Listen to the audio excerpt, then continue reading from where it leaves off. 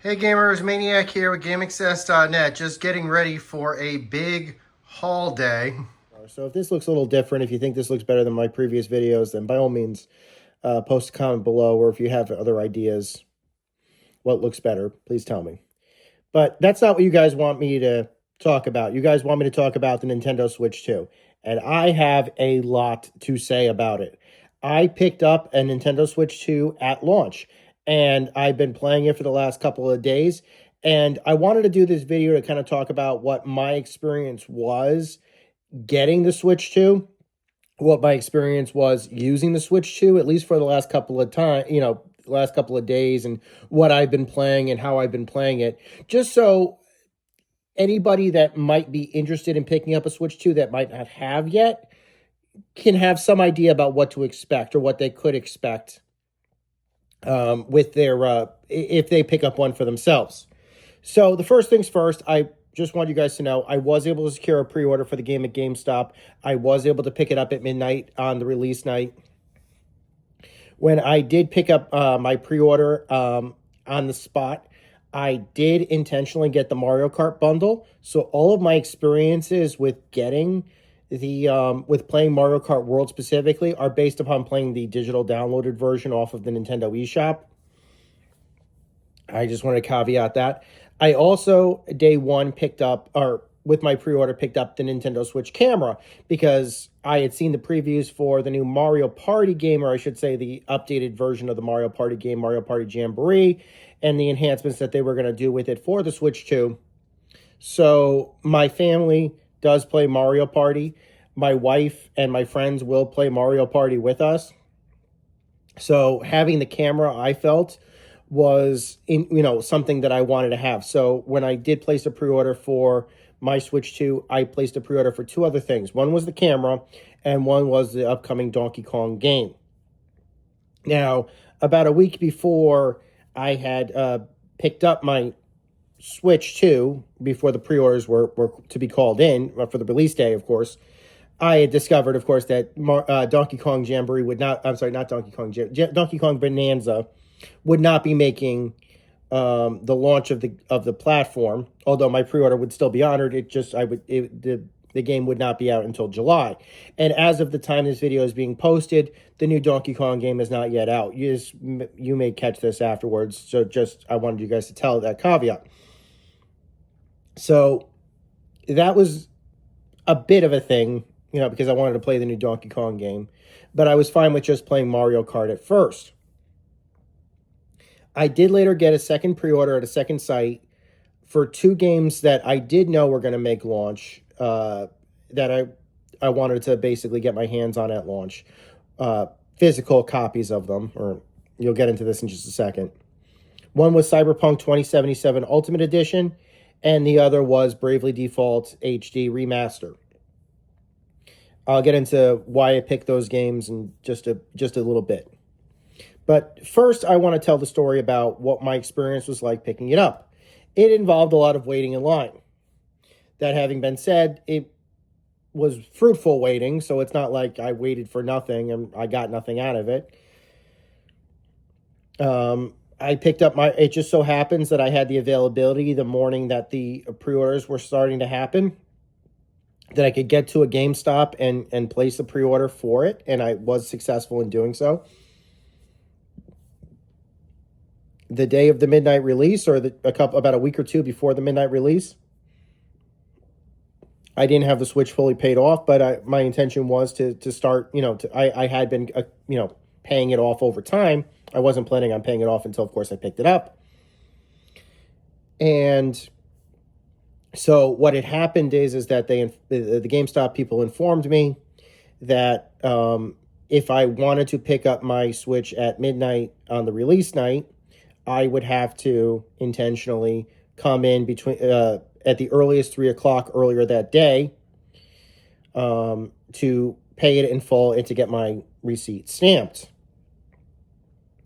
And that was fine with me. That was reasonable. I said, well, I can't go at 3 exactly, but I can come afterwards. They said, your pre-order is already guaranteed, so don't worry about that. You still have to pay it, but you can pay it off anytime after 3, and then at midnight, we'll give it to you,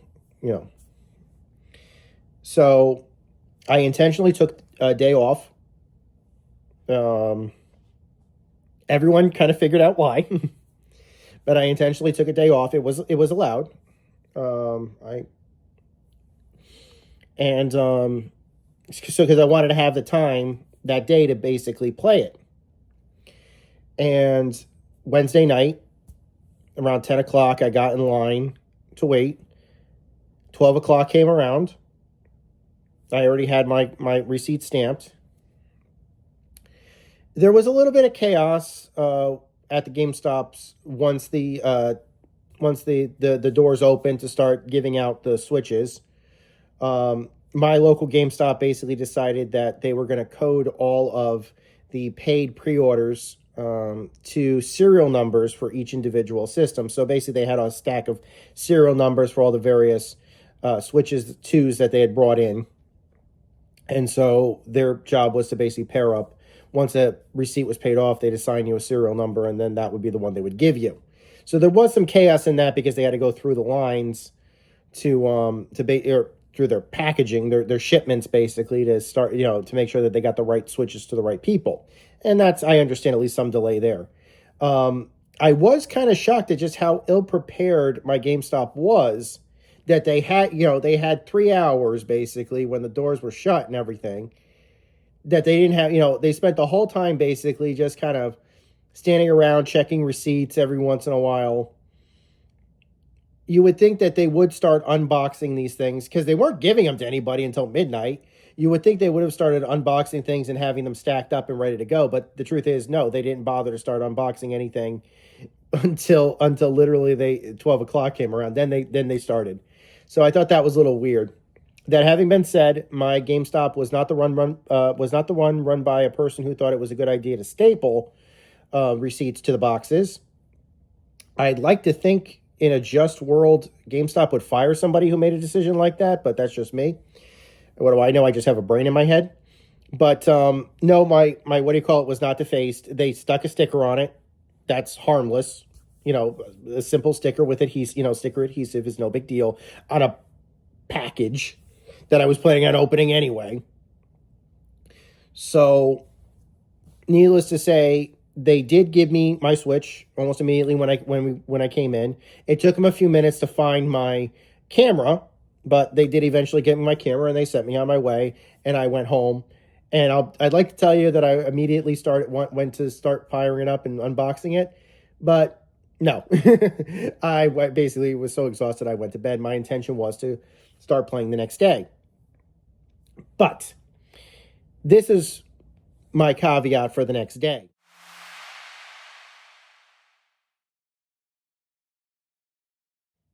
Day one comes around, that Thursday morning. And like I said, I did intentionally take the day off. I immediately realized very quickly, number one, I did have to pick up the other games that I had pre-ordered separately from a different GameStop, which were confirmed and were paid off. But I also realized I needed more accessories than just the camera. And my local Best Buy was opening a few hours before my local GameStop did. At least that day. The GameStop that I did pre-order the games from told me, if you can't make the midnight release, we'll hold it for 48 hours. You can pick it up the next day when we open it at time. I assumed that my GameStop was run by somebody with a brain in their head. That GameStop was run by somebody who would open the store at like a reasonable time, like 11 o'clock. No, I don't. They certainly. I don't think they opened until 12. Honestly, on a release day for a major console. I mean, I understand you might have done a midnight release the night before, but you can't open at 11. You can't open at 10. Best Buy opened at 10. So I don't know what's going on at GameStop, but they certainly don't have operating hours that consumers seem to be friendly with. Again, I could be wrong about that one, but that's just, again, post a comment below. But I did get to I was the first person in line for the Switch 2 line at my local Best Buy. And yes, I did not have anything officially pre-ordered over there, nor did I plan to pick up a second Switch 2. I had no intention of doing that. And I assured everybody in line, don't worry, I'm not here to pick up a Switch 2. What I did want was first crack at the accessories, because I realized, yes, I did have a camera, but I didn't have a case. And I was fairly certain that I was going to want some extra expanded memory for the thing, like a micro SD express card specifically. And I had found out that Best Buy was basically, I was under the assumption before I placed a pre-order for the Switch 2 that the Switch 2 was only going to have support for, and it does only have support for, micro SD Express, which is a new form factor memory card, micro SD Express. Before the Switch 2 came out, only one manufacturer that I could find in the United States actually made those cards, SanDisk, which is a well-known, micro memory. They make USB sticks. They made SD cards for the longest time. They made Sony memory sticks back in the day of their form factor. So SanDisk was certainly a company that I was aware of. I was also aware that all micro SD cards Express that they had made were pretty much sold out everywhere and had been sold out probably since the Switch 2's pre-order method. You couldn't find their micro SD Express cards anywhere. But when I checked Best Buy's website, they mentioned that Samsung had released some officially branded, or was going to be releasing some official branded micro SD Express cards, which basically were being held off until release day. And I wanted a chance, specifically, I went to the Best Buy because I wanted one of those, specifically, expanded memory. So Best Buy opens up at 10 o'clock. My local Best Buy opens up at 10 o'clock. They had not done a midnight release, so behind me was a whole wave of people with pre-orders. And again, that was fine. I wasn't going to be in line, I just wanted first crack at the accessories that had not been pre-ordered. That's all I wanted. Everybody behind me, I hope they got their Switch 2s. I was not going to take one from any of them. I'm first person in line. They pulled me over to the side where they had pretty much all the dedicated Switch accessories that had not been pre-ordered. They had a whole section up in front for it. And I went a little crazy. I admit this. I got an extra set of Joy-Cons, which are exactly what it sounds like, identical Joy-Cons. I got a Joy-Con charging grip, official one. And thankfully I did get the micro SD Express. They had two micro SD Expresses for sale. I grabbed one of them at opening, which I was very happy. I was fortunate enough to get. So I grabbed that 256, which is the maximum capacity currently available for sale. And I basically pay my, I buy everything, I pay everything, and I walk out. So now I got a stack of everything. After that, I have to wait 2 more hours for GameStop to open.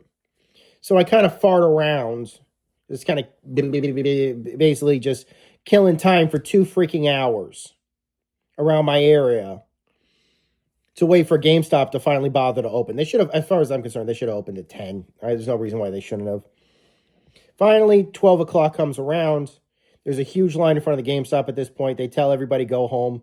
They only have the Switches for anybody that pre-ordered them. They did not have any extras. At least my local GameStop did. Some people walk out of line at that point. I go in. The guys there all know me. I don't know if that's a positive or a negative. And they honor my pre-order for the games that I picked up, and they hand me Cyberpunk 2077 and Bravely Default. Now, why did I pre-order those 2 games? Well, first off, I wanted some extra launch titles more than just Mario Kart World. And since Donkey Kong was not out yet, I could only get what I could get. 2, I have really been obsessed with Cyberpunk 2077 recently. I've been playing the PS5 version specifically, and I really wanted to play the Mac version, but that's not out yet at the time of this video. It's been delayed.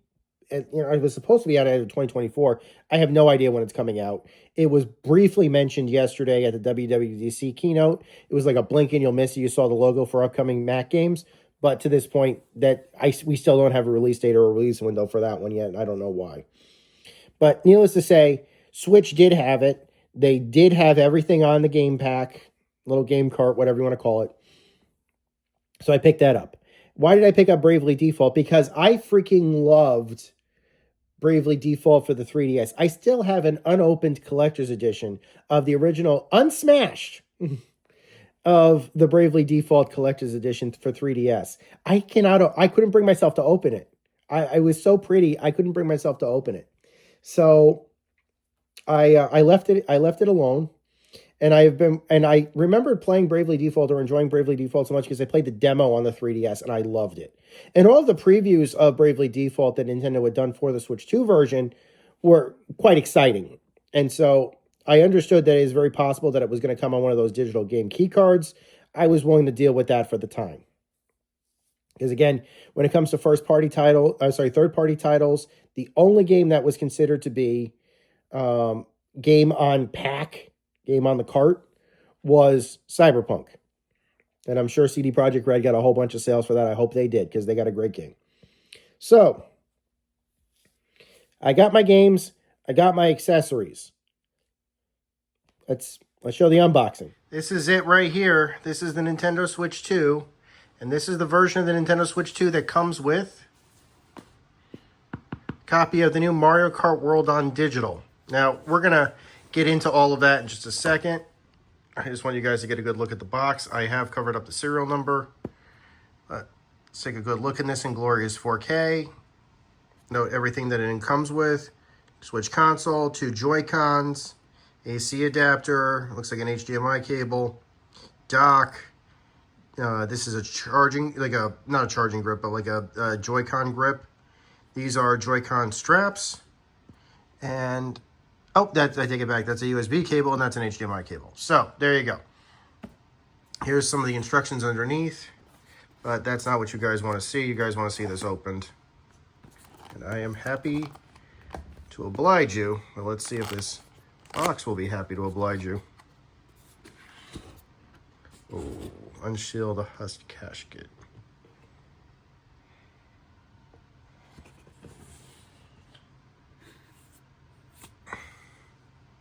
And there he is.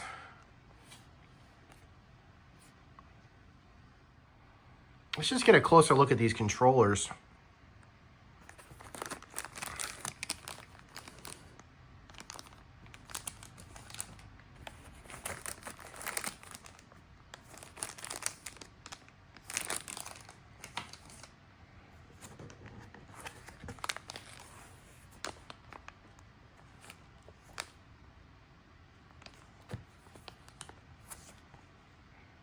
This is it right here, the Switch 2, and it is big.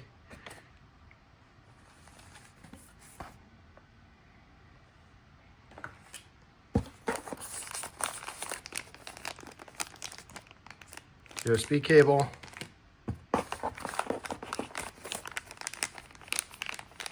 Charging brick. Looks like they're doing something different this time. They're using cables and bricks. They're not using an integrated charge thing. This is the grip. Ooh, it's a new type of grip.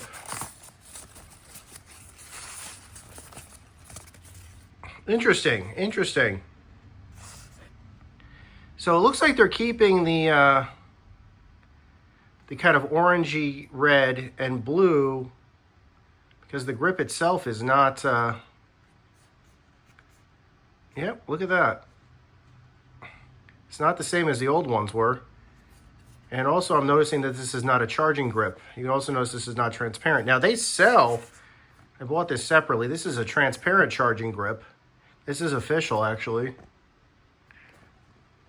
So this is definitely a stock grip. Interesting.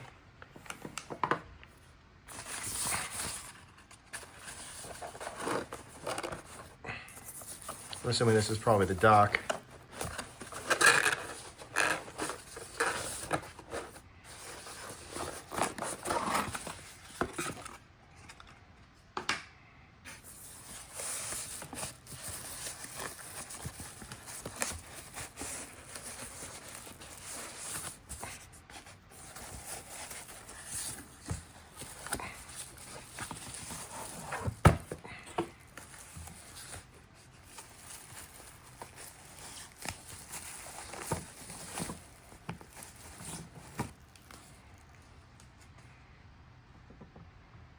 That is it. That is the Nintendo Switch 2 charging dock. It's a big boy. It's beefy. If I remember correctly, this pops right off or something.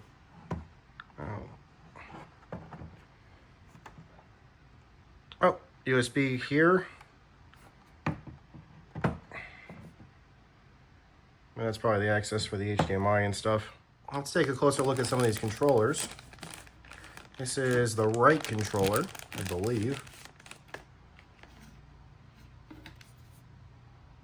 It's a pretty nice looking controller. I do like that it's mostly black. That's a Switch OLED right there. You can see the comparison in size. It is bigger. And this is the left Joy-Con. I actually prefer when they have different colors. It's easier to differentiate the two of them.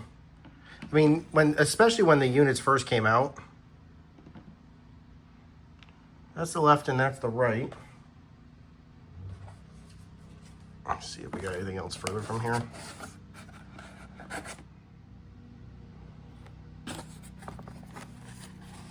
So here's the HDMI cable.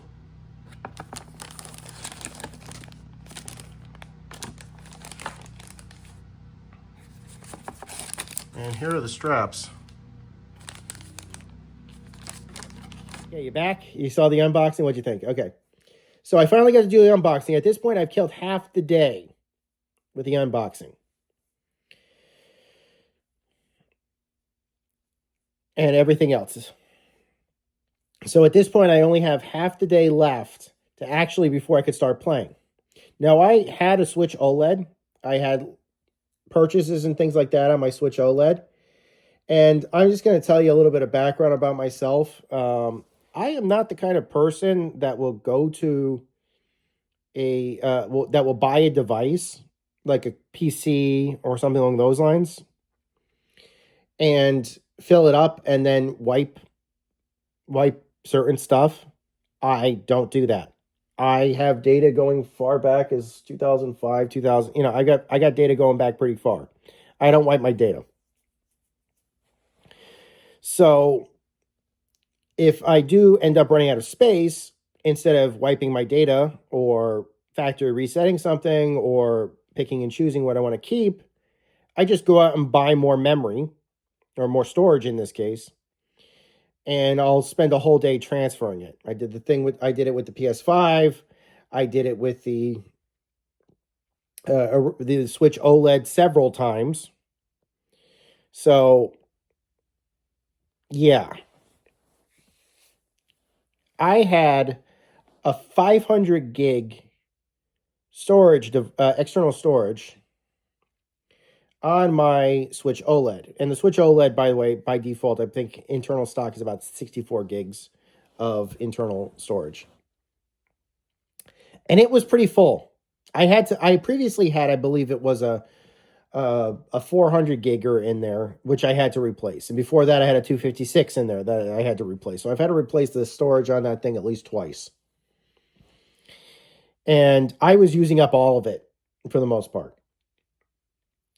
But I knew I was going to transfer all of this data. I had to. I had all my save games. I had all my content, my DLCs, my downloads, everything else. I had important stuff on my Switch OLED. I wasn't just going to wipe it or ignore the opportunity to do a data transfer.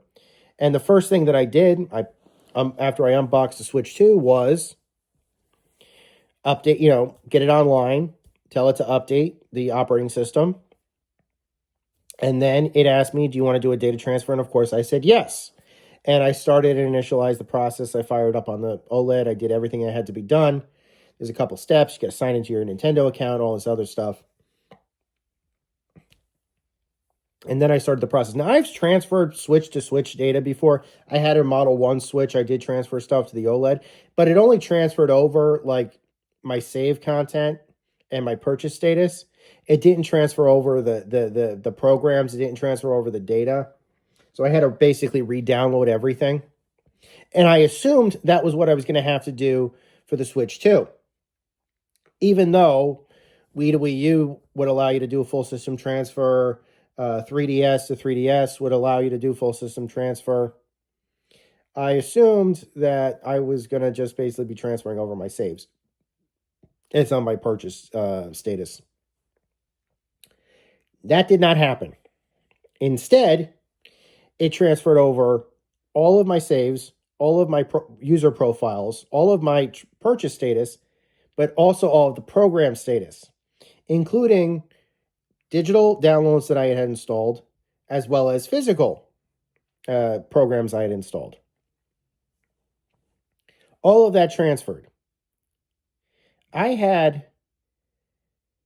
around 500, and by the way, it does tell you while you're doing this setup, oh, by the way, if you have an external storage device that you want to plug in here, just plug it in now. It tells you that just before the transfer starts, just in case.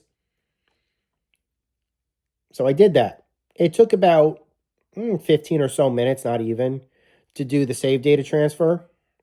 And then at that point, the Switch 2 becomes usable, and it starts downloading in the background all of you're re-downloading all your programs, all your updates. As for the game keycard status, this is this is for your references. If you want to know, well, what does it do with the game keycards if you have game keycards on there for digital downloads? What it does is it deactivates all the game keycards on the old system and intentionally by default activates all the game keycards on the new one. So that's how that works. 9 hours. That's how long it took. That's how long it took for my Nintendo Switch 2 to just re-download and restore all of the Switch 1 games that I had on my old OLED. That doesn't even make up for the fact that my old OLED did not actually have everything on it. It didn't actually have, particularly it didn't have the games I wanted to play on it, not all of them. And it certainly didn't have any of the Switch 2 games that I was planning on playing on it either. So I had to wait, and I used up this entire second half of my day to wait to for the Switch 2 to finally finish, just getting it to be at an equivalent parity of what my Switch OLED was. And because even with the 256 gig memory card and 256 gigs of internal storage, I still had to pick and choose the programs and applications that I wanted to keep because I would have run out of space otherwise. I knew that I was still going to be putting Switch 2 games on this thing. I knew they would be taking up space. I knew I'd be putting on other Switch 1 games that were not on the OLED. And so I was like, okay, this guy, in some cases, as soon as something downloaded, I had to delete it. As soon as something downloaded, I had to delete it. As soon as something downloaded, I had to delete it. And so I had to keep my eye on it the whole time. And that was annoying. But it was necessary. Completely necessary to do.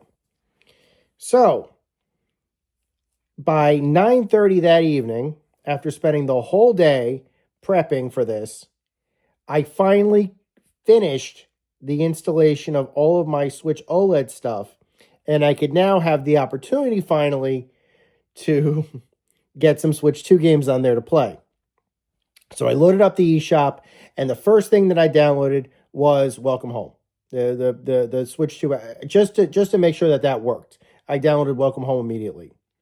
The second thing that I did after Welcome Home finished downloading was I redeemed the digital code that I had gotten for Mario Kart World, and that then downloaded.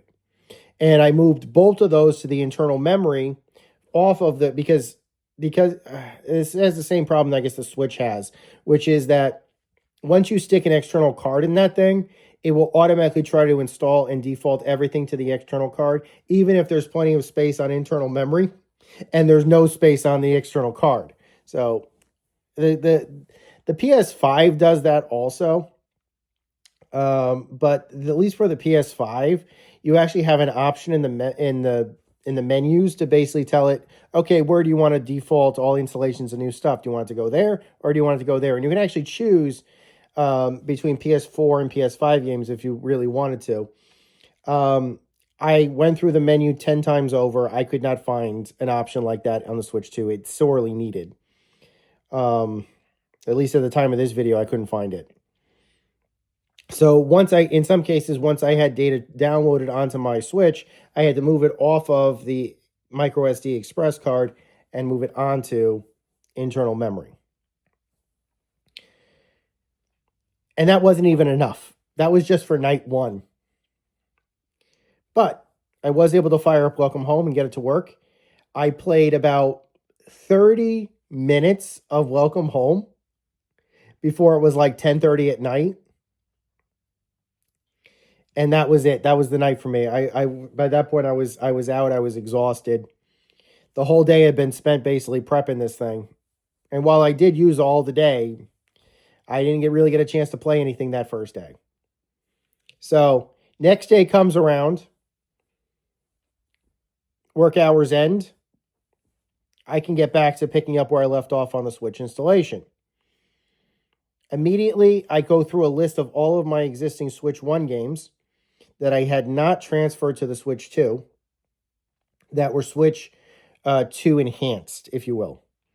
Now, the list of that is ever changing, but here's a couple of them: Pokemon Violet and Scarlet, Captain Toad Treasure Tracker, Super Mario Galaxy. I'm sorry, Super Mario Odyssey. New Super Mario Brothers U, and a couple of others. Not all those games were installed previously on my OLED, although I did have the game cards for them still. So I had to basically start going through all of those games, loading the packs in, downloading the updates, and that was that. When it came to the Legend of Zelda games, what I would do is I pop the game packs in, I download the updates for them, and then I'd go on the eShop and download and purchase like the $10, the $10 upgrade. And then that would finish off the installation. I still, again, had to move everything back to internal memory off the external, but at the very least, I could get all of that working. I also was able to finally have time to get the Switch 2 games that I purchased that were physical installed. Cyberpunk 2077 Ultimate Edition, I popped that right in. It was detected no differently than any Switch 1 game would have been detected on a Switch. I did have to download a small patch for it, very small patch. But that was treated like any game, any game that was treated exactly like the same as any game. When I was done there, I then, unpopped that one and I put the Bravely Default in there. That was not treated like any normal game. That was treated like a digital card. The system said, ironically enough, the card didn't even show up at first when I popped it in. I got a notice when I started up the Switch with the Bravely Default card in there saying I have to download a whole bunch of stuff before I can play this game card that you've just inserted. And so all of Bravely Default HD Remaster, then once I said yes, then it started downloading off of the eShop automatically. I didn't have to go into the eShop. It just, after I told it yes, it just started downloading it automatically. And that took a while. But eventually, by the end of Friday night, day 2, I finally had the Switch 2 in a state that I was happy with. I know. It only took 2 days. Stay tuned for part 2, everybody, where I talk about the games. Bye.